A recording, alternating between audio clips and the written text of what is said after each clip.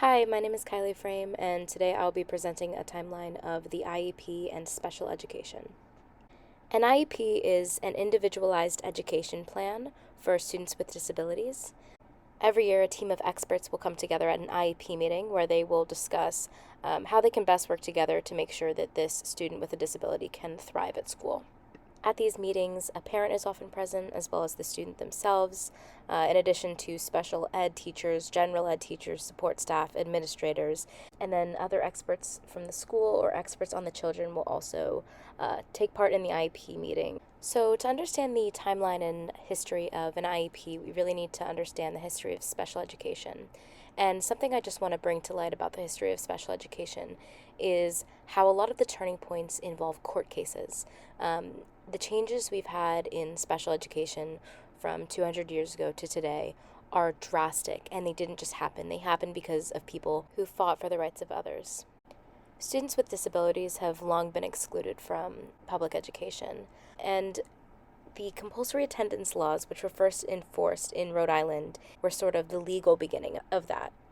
These compulsory attendance laws required that every city or town provide free primary school to students.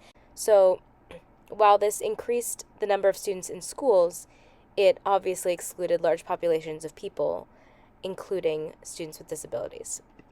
Now, moving into the 1850s, this was a time when there were some schools for students with disabilities, but many of them were very, very isolated. They were also very expensive, so only the wealthiest families could send their children there. Moving into the 1880s, the fight for rights for people with disabilities was practically put to a screeching halt when Sir Francis Galton's idea of eugenics, which is the belief that we can improve the human race by controlling genetics, really took over in America and Europe. Supporters of eugenics argued that people with disabilities were the cause of a lot of social problems and that essentially they needed to be removed. So, during the 1880s, a lot of people with disabilities were put into institutions. Moving into the 1890s, in 1893 specifically, there was a case called Watson versus City of Cambridge, where there was a student who was expelled from school, and I quote, because he was too weak-minded to derive profit from instruction. Devastatingly, the court upheld the decision and decided that a student who was too weak in mind to be in school or hindered the education of other students around them should be denied access to school. Nearly 30 years later, not a lot of progress had been made in terms of schooling for students with disabilities.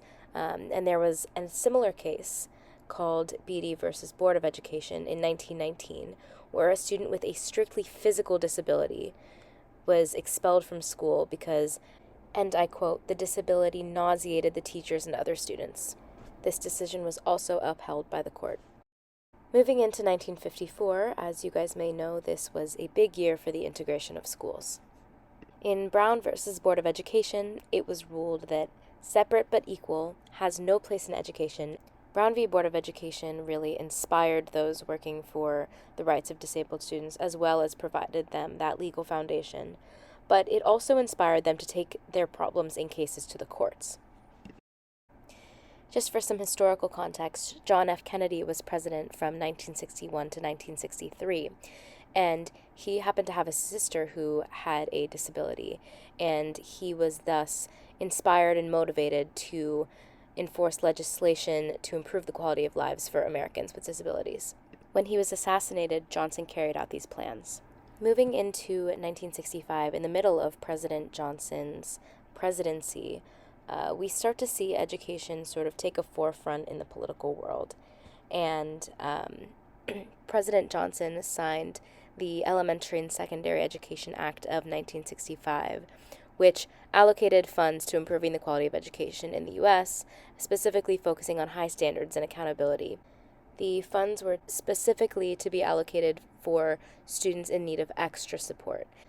Thus, students with disabilities benefited greatly from the Elementary and Secondary Education Act. In the Park versus Pennsylvania case, Park filed a lawsuit on behalf of 14 students who were denied access to education because of an exception to the law. And this exception in Pennsylvania stated that schools were allowed to exclude children who had not reached a mental age of 5 years by the time they should be enrolling in first grade. This case was argued in the basis of Brown v. Board of Education in that all students have a right to education. In the end, the court agreed. The Mills versus Board of Education lawsuit was very similar in that it was also taken on because of a group of students who were denied placement in education because of disabilities. The courts, again, believed that all students, regardless of their disability, deserve equal access to education, and they added that students with disabilities must not be denied the resources they need based on a lack of ability of the school to pay for those resources. There were 27 federal court cases that followed these two. There was a realization that a lot of disabled students were being underserved, and therefore there was a congressional investigation in 1972. And they found that 8 million total children required special education services, and of those 8 million, around 4 million had their needs met, while 2.5 million were receiving substandard support, and 1.75 million were not in school.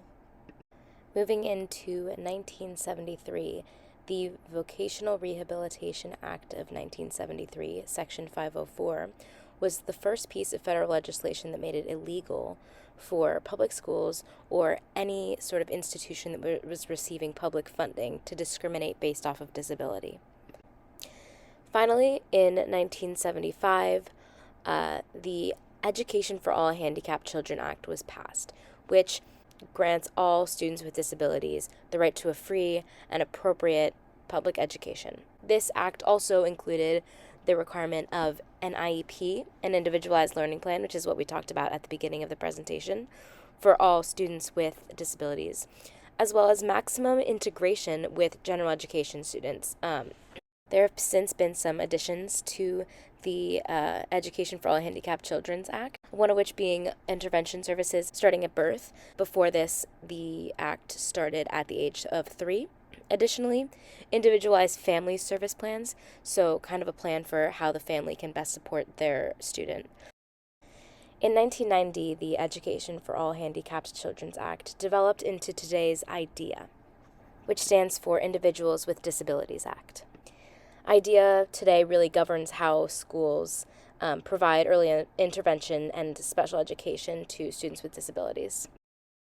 Going a little more specifically into IEPs, after IEPs were first put in place, since then, in 1986, President Reagan signed the Handicapped Children's Protection Act, which gives parents a lot more say in their children's IEPs. Additionally, traumatic brain injuries and autisms were added as categories of disabilities.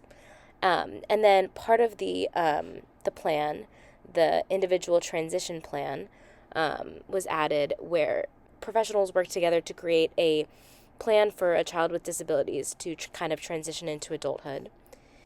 Improvements to this process are still being made today. The IRIS Center, which is actually part of Peabody at Vanderbilt, is dedicated to improving education outcomes for all children, especially those with disabilities.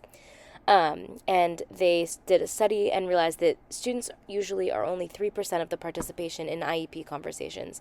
So there's been a recent push for more student involvement and advocacy, as well as there continues to be a push for more integration of students with disabilities into the general education classroom and environment.